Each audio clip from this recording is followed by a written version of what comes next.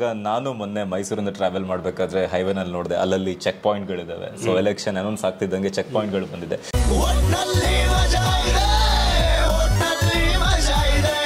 So ಈ ಒಂದು check ಪಾಯಿಂಟ್ಗಳನ್ನ ಇಲ್ಲೇ ಮಾಡಬೇಕು ಅಂತ ಒಂದು ಯಾವ ಬೇಸಿಸ್ ಮೇಲೆ ನೀವು ಸೆಲೆಕ್ಟ್ ಮಾಡ್ತೀರಾ? ಚೆಕ್ ಪೋಸ್ಟ್ಗಳು ನಾರ್ಮಲಿ ಎಲ್ಲಿ ಗಾಡಿಗಳು ಇದನ್ನು ಓಡಾಟ ಜಾಸ್ತಿ ಇದೋ ಸೊ ಆ ಪ್ರಮುಖವಾದ ರಸ್ತೆಗಳನ್ನು ಐಡೆಂಟಿಫೈ ಮಾಡ್ತಾರೆ.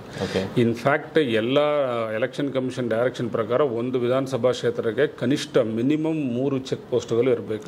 24/7 3 ಅಂದರೆ 3 ಇರಬೇಕಂತಿಲ್ಲ, ಮಿನಿಮಮ್ 3 ಇರಬೇಕು. ಅದು 5 ಇರ್ಬೋದು, 8 ಇರ್ಬೋದು, ಬಟ್ 24/7 ವರ್ಕ್ ಮಾಡಬೇಕು.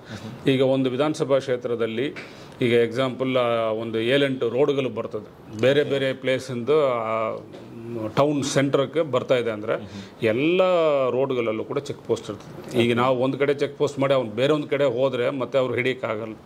ಸೊ ಆಲ್ಮೋಸ್ಟ್ ಎಲ್ಲ ಏರಿಯಾನು ಕವರ್ ಆಗ್ತದೆ. Inter state borders, inter state ಈಗ ಬೇರೆ ರಾಜ್ಯಗಳಿಂದ ನಮ್ಮ ಸ್ಟೇಟ್ಗೆ ಎಂಟರ್ ಆಗುವ ಎಲ್ಲ ರೋಡ್, ಸಣ್ಣ ರೋಡ್ ಇದ್ರೂ ಕೂಡ ಕವರ್ ಮಾಡ್ತೀವಿ ಬೇರೆಯಿಂದ. ಇದು ಕಾರಣ ಯಾಕೆ ಮಾಡ್ತೀವಿ ಅಂದರೆ ಇಲ್ಲಿಂದ ಮನಿ, ಹಣ ಟ್ರಾನ್ಸ್ಪೋರ್ಟ್ ಮಾಡೋದು, ಲಿಕ್ಕರ್ ಟ್ರಾನ್ಸ್ಪೋರ್ಟ್ ಮಾಡೋದು, ಫ್ರೀ ಬೀಸ್, ಈಗೆಲ್ಲ ಗಿಫ್ಟ್ ಕೊಡ್ತಾರೆ, ಈ ಬೇರೆ ಬೇರೆ ಐಟಮ್ಸ್ ಎಲ್ಲ ಗಿಫ್ಟ್ ಕೊಡ್ತಾರೆ, ಇದನ್ನು ಟ್ರಾನ್ಸ್ಪೋರ್ಟ್ ಮಾಡ್ತಾರೆ. ಡ್ರಗ್ಸ್, ಈಗ ಡ್ರಗ್ಸ್ ಕೂಡ ನಾರ್ಕೋಟಿಕ್ಸ್ ಕೂಡ ಡ್ರಗ್ಗಳು ಬರ್ತಾಯಿದೆ, ಗಾಂಜಾಯಿಂದ ಶುರು ಮಾಡಿ ಬೇರೆ ಬೇರೆ ಡ್ರಗ್ಸ್ ಎಲ್ಲ ಬರ್ತದೆ. ಸೊ ಇದೆಲ್ಲ ಇವರು ಮಾಡಬಾರ್ದು, ಇದನ್ನು ಕಂಡು ಹಿಡಿಬೇಕು, ಇವರಿಗೆಲ್ಲ ಹಿಡಿಬೇಕು ಎಲ್ಲಿಂದ ಟ್ರಾನ್ಸ್ಪೋರ್ಟ್ ಮಾಡ್ತಾರೆ, ಇದನ್ನು ಸ್ಟಾಪ್ ಮಾಡೋಕ್ಕೆ ಈ ಚೆಕ್ ಪೋಸ್ಟ್ಗಳು ಮಾಡ್ತಾ ಇದೆ. ಓಕೆ,